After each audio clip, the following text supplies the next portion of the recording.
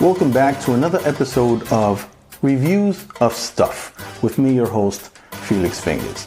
Today we have the Panasonic LUMIX G7 4K digital camera.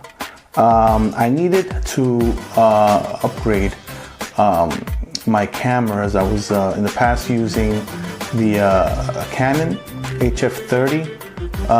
It's just a little old, but it did do the trick. Unfortunately, there was no 4K shooting on that camera. It was just 1080 at 30 frames per second.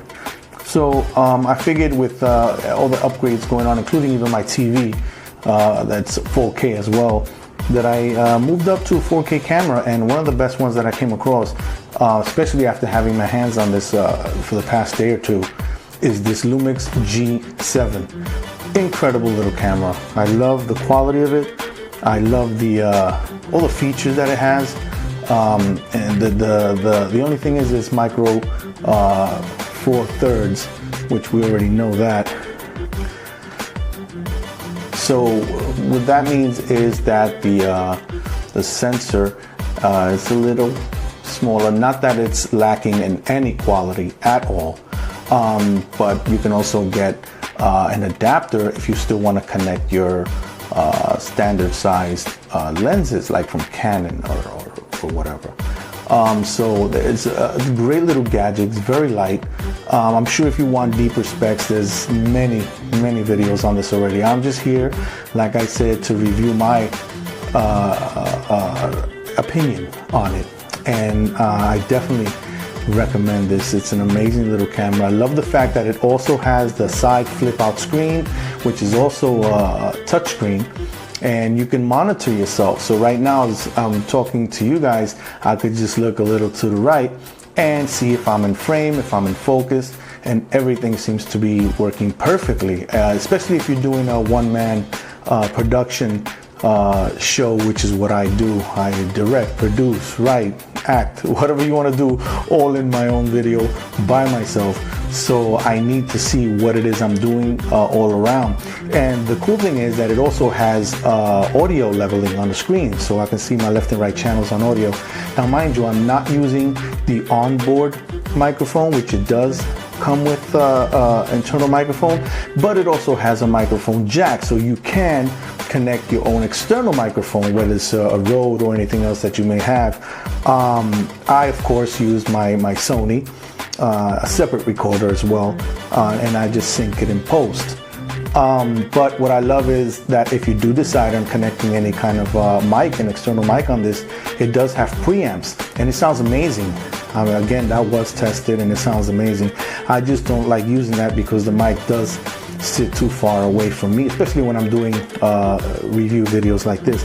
I don't really need that. That's more for outdoorsy type things, where you want to put a microphone on your camera as well as some sort of wind protection, because with the wind and everything like that, it will pick up all the sounds that you hear with the wind moving all around, blowing all around.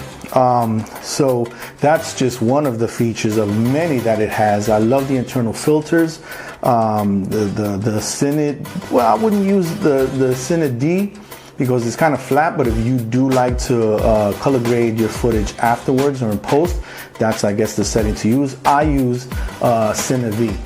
I kind of like that. It's not too saturated, but it does give it a nice, clean, colorized look. And it looks amazing if that's the setting you want to do right out of the box. Other than that, the footage itself is amazing. I'm not shooting at 4K, although it goes up to 4K at 30 frames per second beautifully, flawlessly. I still shoot at 1080 at 60 frames per second because I don't have my MacBook Pro set up to actually process 4K footage yet. It's my MacBook Pro is a little bit slow on that. I would have to upgrade that also, and then it becomes pricey. So I figured as long as I have a 4K camera that's capable of 4K footage, that's all I really need now. If I upgrade my computer in the future. So right now the 1080 at 60 frames per second is excellent, especially uploading to YouTube. So this is the quality that you're seeing now. Like I said, it's only at 1080 at 60 frames per second, but this beauty right here does shoot flawlessly 4K at 30 frames per second. It's beautiful, beautiful camera. I love my LUMIX G7.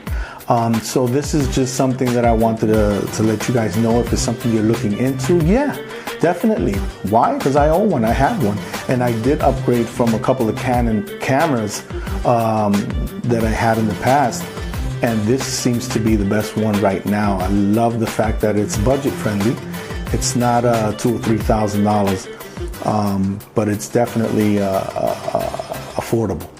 So until next time, and I come across something else that I want to review and let you guys know about, you guys have a great day and peace. Oh, and don't forget, get yourself the LUMIX G7 from Panasonic. Peace.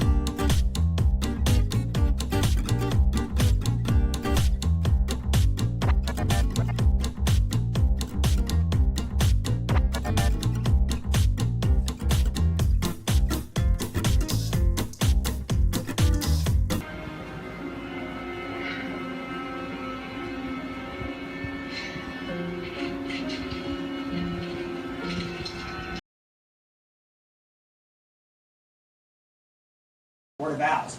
Oh, Bro, you gotta go read quarter vowels. Quarter It's vowels is the good. best one. I didn't read It quarter is vowels. good. So I don't want to get too far into this, but the Court of Owls is a great comic book run where Batman discovers that a secret cabal called the Court of Owls has actually been controlling Gotham behind the scenes for centuries. We actually just made a video about that and how the court can work in a sequel. That's an interesting direction because maybe Mr. Freeze shouldn't be the main big bad, but instead it's going to be the court. They might have been the cause for his transformation. Maybe he worked for them while trying to find Nora a cure, but things went horribly wrong and Victor became Freeze. And now he seeks vengeance against the court. And through his conflict with Freeze, Batman will discover the existence of this secret society. So, in the end, Freeze might have a redemption arc where he teams up with Batman against the court.